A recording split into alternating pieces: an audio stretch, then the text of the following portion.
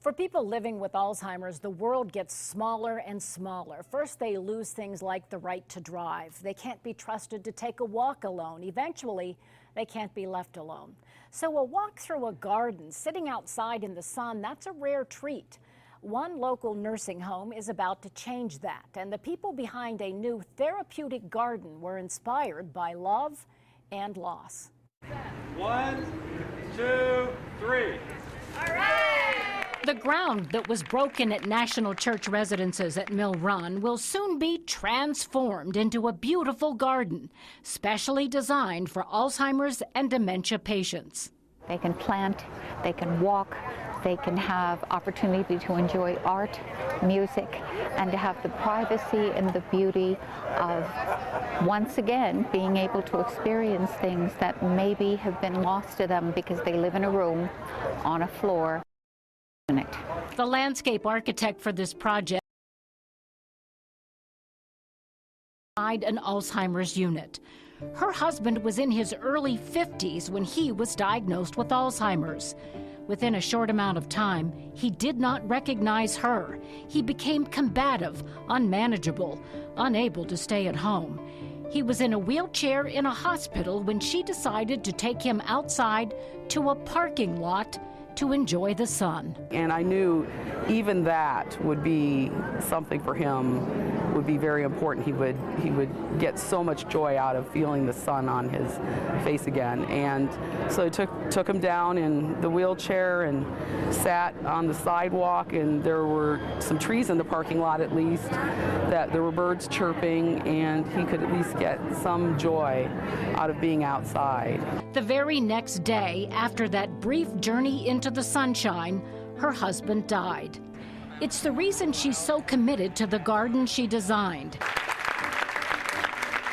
It's the reason developer Pete Trombetti wrote a big check to help underwrite it. We started in 2000, and she got progressively worse, and she passed in July of 2014. Trombetti and his family donated money to honor the memory of his wife who had Alzheimer's. You won't be able to tell it, but the garden itself will be a lockdown unit, safe and secure, with 4 focal points that studies find to be vital: children, art, music, and animals. Garden clubs and high school groups are volunteering to help build what's envisioned as a community garden, not just for residents. Any caregiver will be able to bring a loved one here. Also, maybe a little respite for themselves, where they can go do shopping, have a cup of coffee, and we will walk with that resident. We will walk with that person out of doors. We'll have a little activity going on.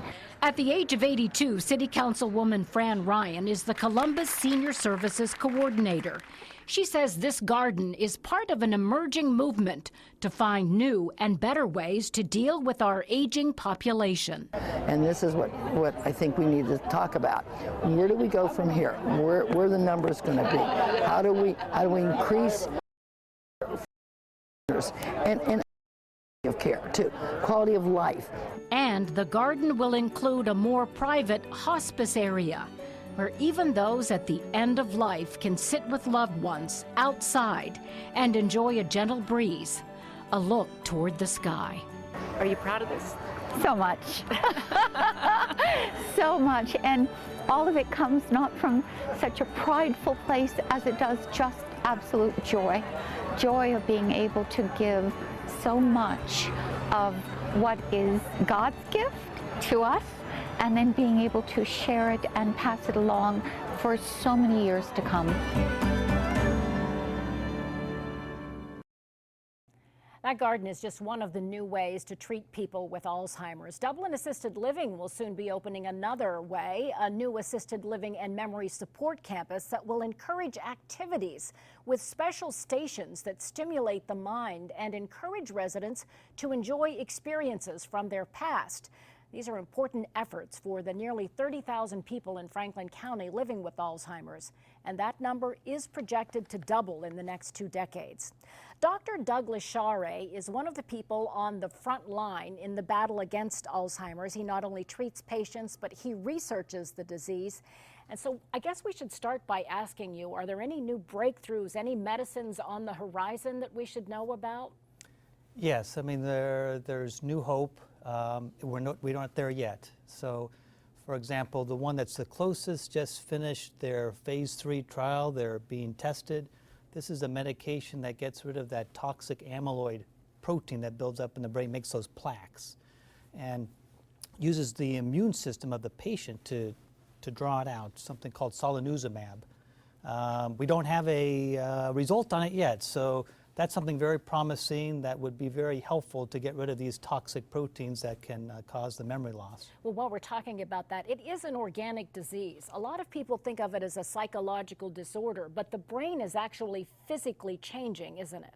Absolutely. That's what causes all the behavior changes you were talking about, the memory loss, the visual spatial with the driving you had mentioned. So these are physical changes in the brain that affect that part of the brain, the visual processing or the memory circuits that cause them to fail. Why does it seem to me that we're seeing so many more cases of early onset Alzheimer's? We heard from the Durker family. Their father was 51.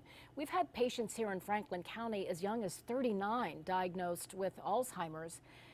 Why are we seeing so many more young people getting this disease?